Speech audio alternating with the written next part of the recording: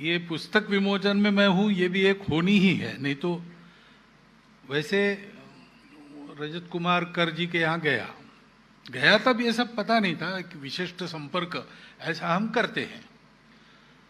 तो वहाँ पर उनके प्रवचन वगैरह टीवी पर होते हैं, वो कार्यक्रम चलाते, शिक्षा विभाग में रहे, उच्च पदस्थ रहे, लेकिन तब भी और रिटायर होने के बाद भी भक्ति का प्रचार करते हैं, तो उनका नाम है।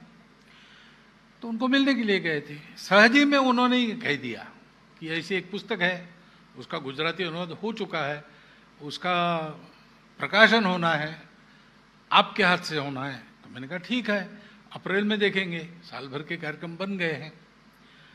बाद में वहाँ बताया मैंने क्षेत्र कार्यवाह को कि भाई ऐसा मैंने बताया है, तो जब बनेगा तब जरा ध्यान रखना चिंतन भाई से, क्योंकि वो गुजरात के प्रांत प्रचारक हैं, उनसे भी। तो वो कुछ सूत्र ऐसे बने कि आज मैं आपके सामने उपस्थित हूँ। बाकी साहित्य क्षेत्र में आपके सामने मैं भाषण करूं, ऐसी मेरी योग्यता है, ऐसी मेरी गलतफहमी बिल्कुल नहीं है। परंतु कुछ काम करने पड़ते हैं, किसी किसी स्थान पर बिठाया जाता है तो करना ही पड़ता है। वैसे ही आज ये काम मैं कर रहा हूं। ये योग ऐसे बन के आया है, ऐसे जीवन में कई अनुभव आते हैं, सबके जीवन में रहते हैं, उसका कोई तार्किक स्पष्टीकरण नहीं होता। तो हमारे समाज में, यानी भारत की परंपरा में, ऐसी सब बातों को, लेकिन ये तर्क के स्तर पर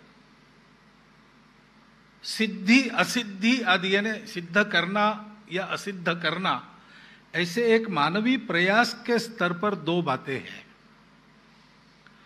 लेकिन ये दुविधा जहां समाप्त हो जाती है वो भाव है। ज्ञानेश्वर महाराज हो गए महाराष्ट्र में, तो उनको जब प्रतीति हुई होगी, आत्म साक्षात्कार हुआ होगा, वो पूर्ण बन गए होंगे, उस स्थिति का वर्णन करने वाली उनकी एक कविता है। उसमें वो कहते हैं कि तुझा तूची देव, तुझा तूची भाव, तुझे तुझ भान कळो आले, अरे ज्ञाना झाला तू पावन। हे ज्ञानराज, तुम पवित्र हो गए क्योंकि तुमको ये ध्यान में आ गया कि तुम्हारा जो भाव है वही देव है। तो ये भावरूप जो बात है वो बुद्धि के परे है, वो अनुभूति के क्षेत्र में है। और अनुभूति पर विवाद हो सकते हैं, उसमें तर्क किए जाते हैं, विश्वास रखा जाता है, नहीं रखा जाता है। परंतु जिसकी वो अनुभूति है उसके मन में कोई शंका रहती नहीं, उसको वो पता चलता है कि ये ऐसा है।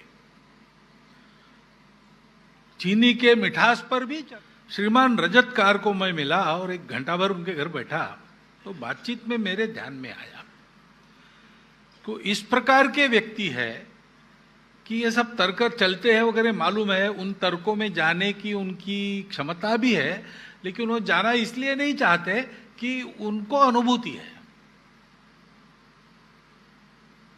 और उसका ये वर्णन है। अब ये भाव, ये बड़ी महत्व की बात है। ये अनुभूति का क्षेत्र है। ईश्वर, भगवान या जो कुछ भी है वो उस क्षेत्र में गोचर है, दृग्गोचर है। अन्यथा बाकी सब कल्पना ही है, और कल्पना करते करते ही उधर बढ़ना पड़ता है। बाकी सब कल्पना है, लेकिन उन कल्पनाओं की सीढ़ियों पर से ही वहां जाना पड़ता है।